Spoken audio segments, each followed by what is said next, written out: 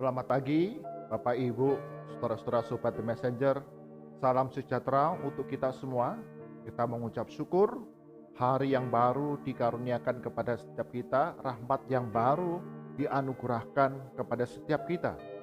Sehingga sepanjang hari ini, dengan pertolongan Tuhan, segala sesuatu yang kita kerjakan, Tuhan akan membuat berhasil. Mari kita berdoa sebelum kita belajar kebenaran firman Tuhan bersama-sama. Bapa kami dalam surga, sungguh kami mengucap syukur. Engkau Allah yang setia dalam kehidupan kami, peduli dan memberikan yang terbaik bagi setiap kami.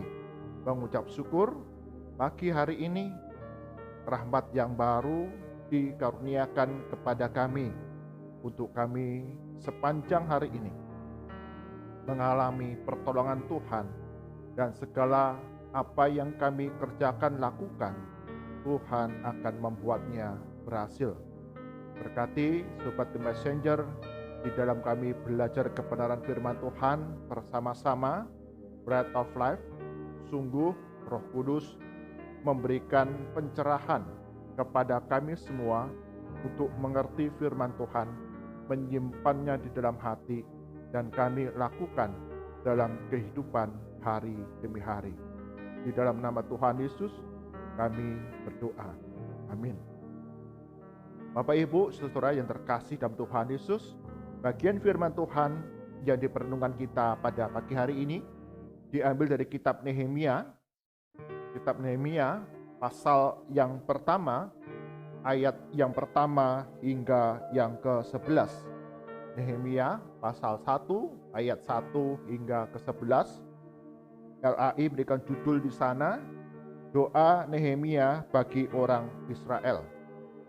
Demikian firman Tuhan. Riwayat Nehemia bin Hakalia. Pada bulan Kislu, tahun ke-20, ketika aku ada di Puri Susan, datanglah Hanani, salah seorang dari saudara-saudaraku, dengan beberapa orang dari Yehuda. Aku menanyakan mereka tentang orang-orang Yahudi yang terluput, yang terhindar dari penawanan, dan tentang Yerusalem. Kata mereka kepadaku, orang-orang yang masih tinggal di daerah sana, yang terhindar dari penawanan, yang ada dalam kesukaran besar dan dalam keadaan tercela. Tembok Yerusalem telah terbongkar, dan pintu-pintu gerbangnya telah terbakar. Ketika aku mendengar berita ini, duduklah aku menangis dan berkabung selama beberapa hari. Aku berpuasa dan berdoa ke hadirat Allah semesta langit. Kataku, ya Tuhan, Allah semesta langit, Allah yang maha besar dan dahsyat, yang berpegang pada perjanjian dan kasih setianya terhadap orang yang dikasih kepadanya, dan tetap mengikuti perintah-perintahnya. Berilah telingamu dan bukalah matamu, dan dengarkanlah doa hambamu yang sekarang kupanjatkan ke hadiratmu siang dan malam bagi orang Israel, hamba-hambamu itu, dengan mengaku segala dosa yang kami orang Israel telah lakukan terhadapmu. Juga aku dan kaum keluargaku telah berbuat dosa. Kami telah sangat bersalah terhadapmu dan tidak mengikuti perintah-perintah, ketetapan-ketetapan, dan peraturan-peraturan yang telah kau perintahkan kepada Musa hambamu itu. Ingatlah akan firman yang kau pesan kepada Musa hambamu itu, yakni, bila kamu berubah setia, kamu akan kucerai-beraikan di antara bangsa-bangsa. Tetapi bila kamu berbalik kepadaku dan tetap mengikuti perintah-perintahku serta melakukannya, maka sekalipun orang-orang buanganmu ada di ujung langit, akan kukumpulkan mereka kembali dan kubawa ke tempat yang telah kupilih untuk membuat namaku diam di sana. Bukankah mereka ini hamba-hambamu dan umatmu yang telah kau bebaskan dengan kekuatanmu yang besar dan dengan tanganmu yang kuat? Ya Tuhan, berilah telinga kepada doa hamba-Mu ini, dan kepada doa hamba-hamba-Mu yang rela takut akan nama-Mu. Dan biarlah hamba-Mu berhasil hari ini dan mendapat belas kasihan dari orang ini. Ketika itu, aku ini juru minuman raja. Amin. Demikian firman Tuhan. Yang berbahagia setiap kita yang membaca, merenungkan firman Tuhan siang dan malam, menyimpannya dalam hati, serta melakukannya dalam kehidupan kita setiap hari. Tema perenungan kita pagi hari ini adalah jangan terjebak. Jangan terjebak. Pada tahun 1970-an ditemukan sebuah ladang tambang emas yang besar di kota Boa Vista, Brasil. Bahkan disebut bahwa ladang tambang emas di Boa Vista, Brasil ini adalah salah satu yang terbesar di dunia. Maka penduduk lokal dan ribuan orang datang ke kota Boa Vista ini untuk menambang emas. Mereka berharap kehidupan mereka akan berubah. Mereka menjadi kaya, menjadi makmur karena mereka mendapatkan emas dari kota Boa Vista yang dipenuhi dengan mineral-mineral dan emas di sana. Maka penduduk lokal, ribuan pendatang itu mulai menambang untuk mendapatkan emas di kota Boa Vista.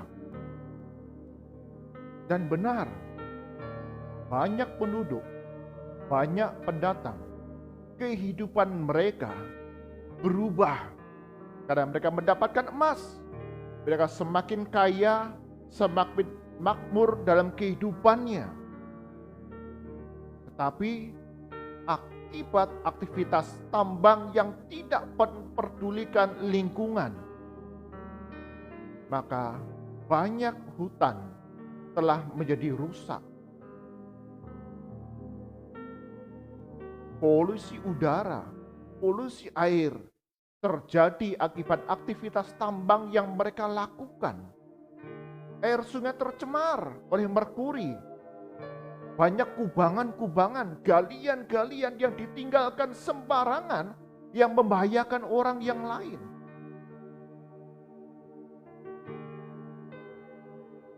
Penduduk lokal, para pendatang yang jadi penambang, mereka hanya terjebak kepada mendapatkan emas. Aku ingin jadi kaya, aku ingin menjadi makmur, sehingga mereka tidak memperdulikan lingkungan. Bahkan banyak keributan yang terjadi akibat mereka berebut daerah tambang untuk memperoleh emas. Mereka tidak segan-segan untuk membunuh orang lain untuk mendapatkan daerah tambang supaya mereka menjadi orang yang kaya.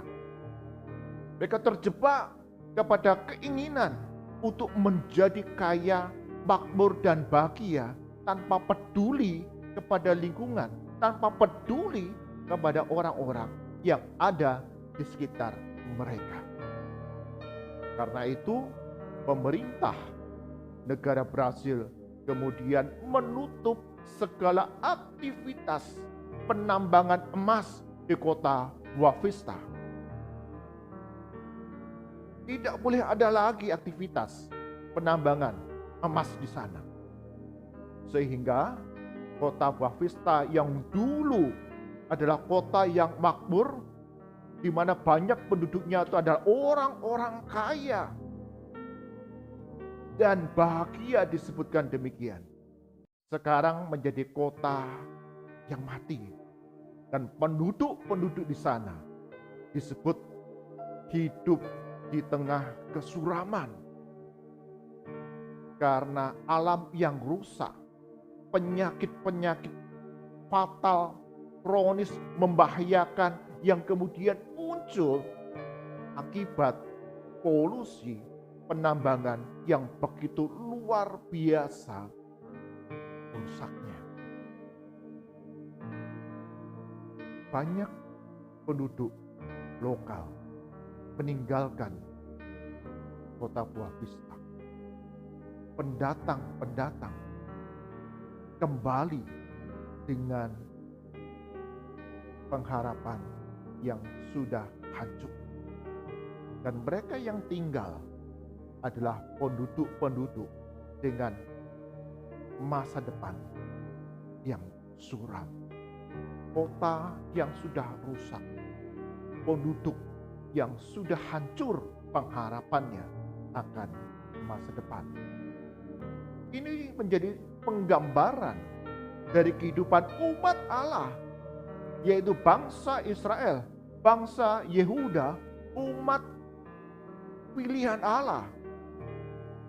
Dari bagian firman Tuhan yang kita baca dari kitab Nehemia, kerajaan Israel, kerajaan Yehuda sudah jatuh ke tangan bangsa yang lain. Kota Yerusalem digambarkan sudah hancur. Tembok-temboknya sudah runtuh, pintu-pintu gerbangnya terbakar, dan penduduk yang ada di sana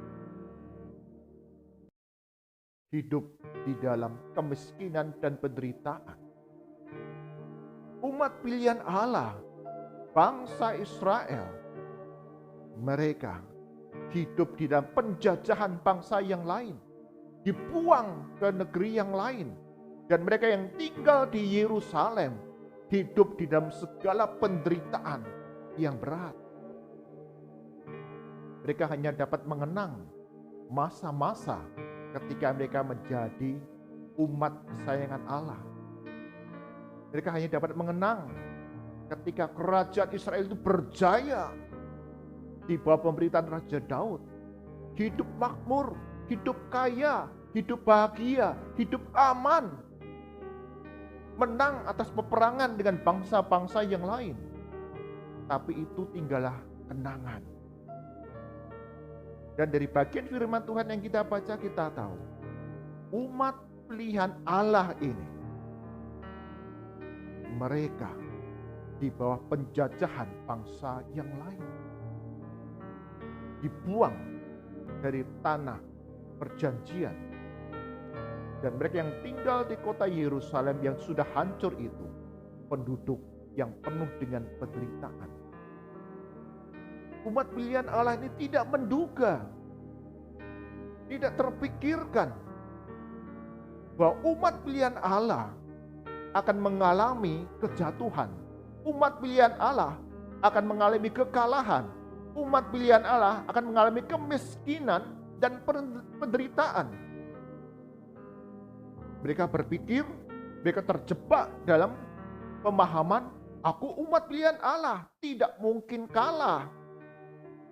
Aku akan kaya, aku akan berhasil, aku akan berjaya, aku akan sehat dan tidak mengenal penyakit. Mereka hancur akibat dosa dan pelanggaran mereka. Mereka tidak lagi memperhatikan, mengasihi mereka yang lemah. Bahkan dikatakan mereka menindas, memeras orang-orang miskin untuk memuaskan hasrat mereka. Dan mereka tidak lagi menyembah kepada Tuhan Allah. Mereka hidup menurut apa yang mereka kehendaki, tidak memperlakukan diri sebagai umat pilihan Allah yang harus menyembah kepada Tuhan.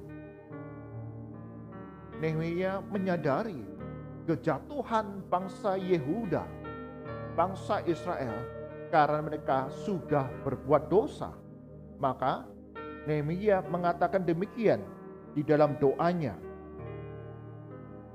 mengaku segala dosa yang kami orang Israel telah lakukan terhadapmu. Juga aku dan kaum keluargaku telah berbuat dosa. Kami telah sangat bersalah terhadapmu dan tidak mengikuti perintah-perintah, ketetapan-ketetapan, dan peraturan-peraturan yang telah kau perintahkan kepada Musa, hamba-Mu itu. kejatuhan bangsa Israel karena mereka tidak taat kepada perintah Tuhan, tidak melakukan segala ketetapan-ketetapan Tuhan, sudah jatuh di dalam dosa. Bahkan mereka berubah setia, menyembah kepada ilah yang lain, tidak beribadah kepada Tuhan Allah bangsa Israel. Nehemia menyadari akan dosa pelanggaran bangsa Israel dan mohon pengampunan daripada Tuhan. Tuhan Allah mengasihi umat pilihannya, bangsa Israel. Ketika tindakan dan perbuatan mereka mulai menjauh daripada Allah yang membahayakan diri sendiri dan orang lain, Allah kemudian mendisiplin bangsa Israel agar mereka sadar dalam kehidupan mereka sudah jauh meninggalkan Tuhan. Mereka terjebak pada kehidupan jasmani, hanya melihat kekayaan, hanya melihat kepada apa yang nampak di hadapan mata. Keberhasilan, kemenangan, kejayaan, kekayaan, kemegahan dan kemewahan, dan melupakan kehidupan rohani, penyembahan kepada Allah, dan ketaatan melakukan perintah-perintah Tuhan.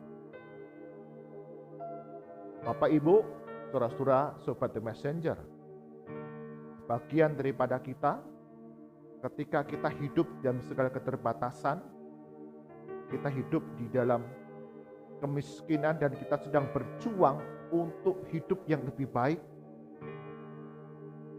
Kita dekat dengan Tuhan, kita mohon pertolongan daripada Tuhan.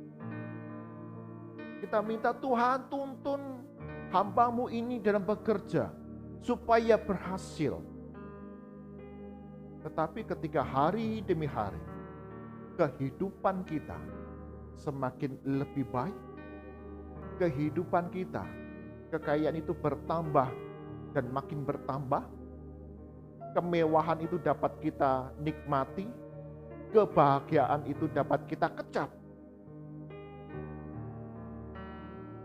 Setiap kali kita malah menjadi melupakan Tuhan.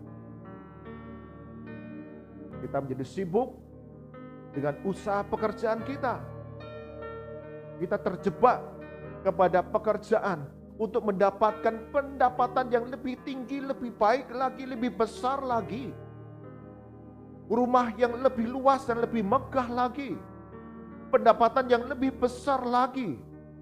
Kebahagiaan yang lebih meluap-luap lagi. Kita terjebak kepada tawaran dunia ini, bahwa kesuksesan, keberhasilan orang dinilai dengan apa yang mereka miliki secara materi. Oleh karena itu, jangan terjebak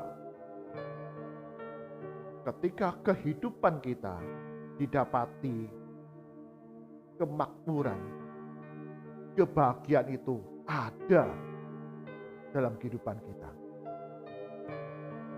Jangan berfokus semata-mata kepada hal jasmani dan materi, karena dunia ini mengajarkan kepada kita saat ini, kamu dipandang berhasil, kamu dipandang sukses apabila kamu memiliki banyak hal dalam dunia ini,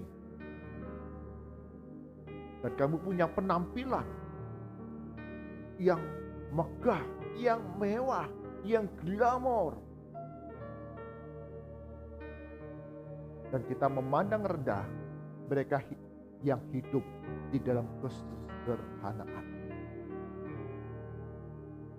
Hari ini Nehemia mengingatkan kepada kita semua untuk kita memeriksa diri kita.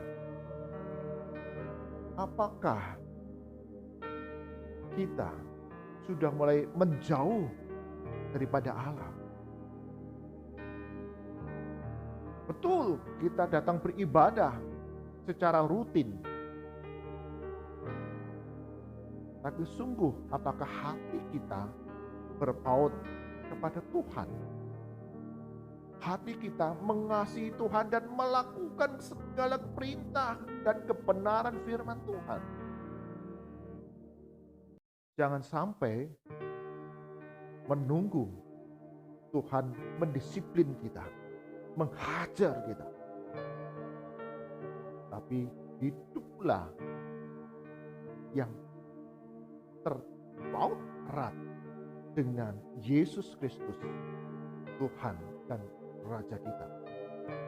Yesus Kristus semasa hidup di dalam dunia ini memiliki kehidupan doa setiap hari.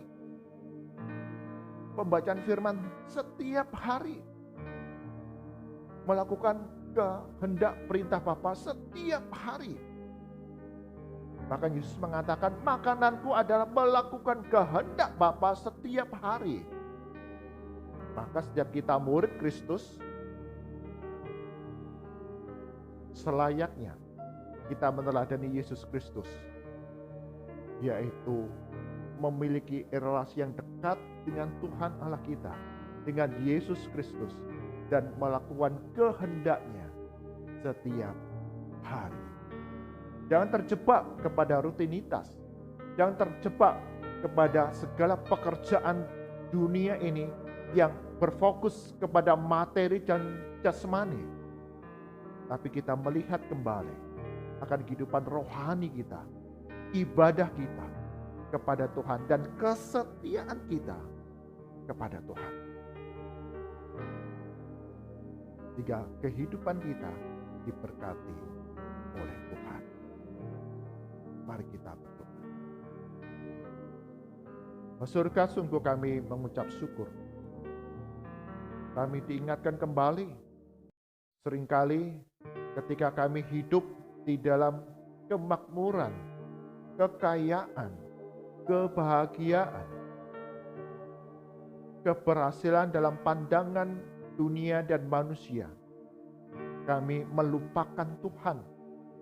Kami berfokus, terjebak kepada rutinitas, kepada pekerjaan, kepada materi dan jasmani, dan mengabaikan relasi kami dengan Tuhan, ibadah kami dengan Tuhan. Berkati kami semua ya Tuhan. Sobat The Messenger yang beribadah bersama-sama Bread of Life pagi hari ini, kami memeriksa diri kami masing-masing. Adakah dosa pelanggaran yang kami lakukan? Kami mengakuinya di hadapan Tuhan. Dan kami berbalik untuk semakin dekat dengan Tuhan. Setia, mengasihi, dan mentaati melakukan segala perintah dan kehendak Tuhan. Kami berdoa ya Tuhan, untuk setiap kami Sobat The Messenger di dalam kehidupan di tengah keluarga kami. Engkaulah yang menjadi nahkoda di dalam keluarga kami. Ada banyak godaan, ada banyak tantangan, ada banyak hal yang membawa kami untuk mengalihkan pandangan kami kepada Tuhan. Baik itu kekayaan, atau pekerjaan kami, ataupun hobi kami. Sungguh Tuhan, tolong kami semua, setiap anggota keluarga, saling menasihati, saling memperhatikan, untuk kami memiliki kehidupan ibadah yang dekat dengan Tuhan setiap hari, dan melakukan kebenaran firman Tuhan.